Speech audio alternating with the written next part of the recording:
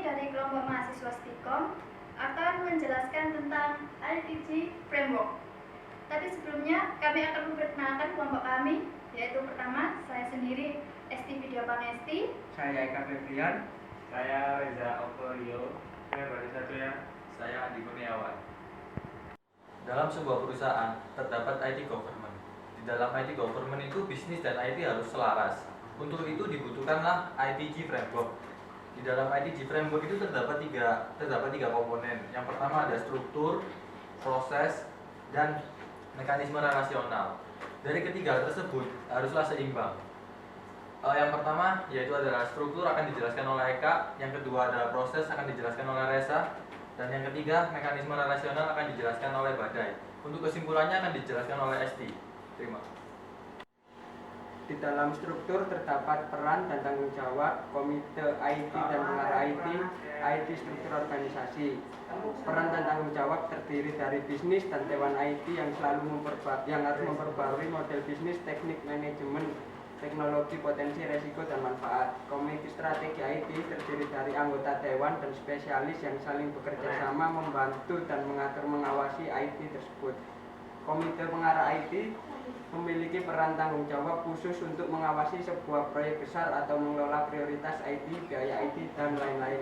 IT struktur organisasi atau pemerintahan yang efektif atas IT ditentukan oleh cara fungsi IT diatur dan di mana otoritas pengambilan keputusan IT terletak dalam organisasi. Sekarang saya akan menjelaskan tentang proses. Dalam proses terdapat 5 komponen. Yang pertama, balance scorecard, yaitu untuk menyelaraskan bisnis dan teknologi informasi pada kelompok keuangan. Lalu kedua, perencanaan strategis informasi. Yang satu, menyelaraskan IT dengan tujuan bisnis. Yang kedua, pemanfaatan IT untuk keunggulan yang kompetitif. 3. Mengarahkan manajemen yang efisien dan efektif dari sumber daya IT. Keempat, mengembangkan kebijakan dan arsitektur teknologi. Yang ketiga, COVID dan ITIL.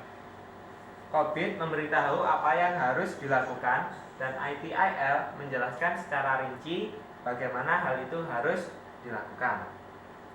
Yang keempat, perjanjian tingkat layanan. Service Level Agreement atau SLA dan Management Service Level atau SLM memainkan peran yang penting. 5. Ekonomi informasi digunakan sebagai teknik penyelarasan di mana bisnis dan skor pelaku proyek IT dengan cara memprioritaskan dan memilih proyek. Coba saya akan menjelaskan mekanisme hubungan, yaitu ada 3 komponennya: komunikasi efektif, data diagnosis dan penilaian, kemudian berbagai pengetahuan. Nah, saya akan menjelaskan yang komunikasi efektif terlebih dahulu. Pertama itu antara bisnis dengan departemen IT. Itu seringkali keadaan bisnis lebih besar dari IT atau IT lebih kecil daripada bisnis, sehingga dibutuhkan komunikasi yang efektif ini supaya seimbang. Kemudian tata diagnosis dan penilaian, yaitu untuk menerapkan dan meningkatkan kerangka kerja IT governance organisasi harus memiliki alat self diagnosis untuk dapat menilai efektivitas IT governance dan untuk mengidentifikasi peluang untuk perbaikan. Kemudian berbagai pengetahuan, yaitu memastikan berbagai pengetahuan yang berkelanjutan di seluruh departemen dan organisasi adalah sangat penting untuk mencapai dan mempertahankan keselarasan bisnis IT.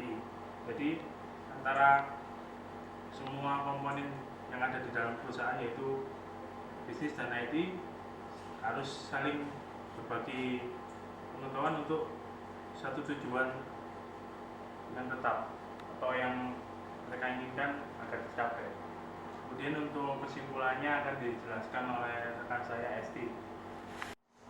Oke, sekarang saya akan menyimpulkan penjelasan yang telah dijelaskan oleh teman saya tadi, yaitu jadi dalam sebuah perusahaan itu untuk meningkatkan manfaat dan menurunkan resiko yang ada, maka dibutuhkan IT government.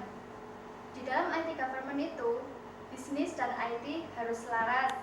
Dan untuk menyelaraskan tersebut dibutuhkanlah ITG Framework. Dan di dalam ITG Framework tersebut harus terdapat struktur, proses, dan mekanisme relasional yang harus bekerja sama secara seimbang. Jadi jika mereka ini bisa bekerja sama secara seimbang, nanti dalam perusahaan tersebut akan dihasilkan manfaat yang lebih tinggi dan risiko bisa lebih menurun. Sekian presentasi dari kami. Kurang lebihnya kami minta maaf. Assalamualaikum warahmatullahi wabarakatuh.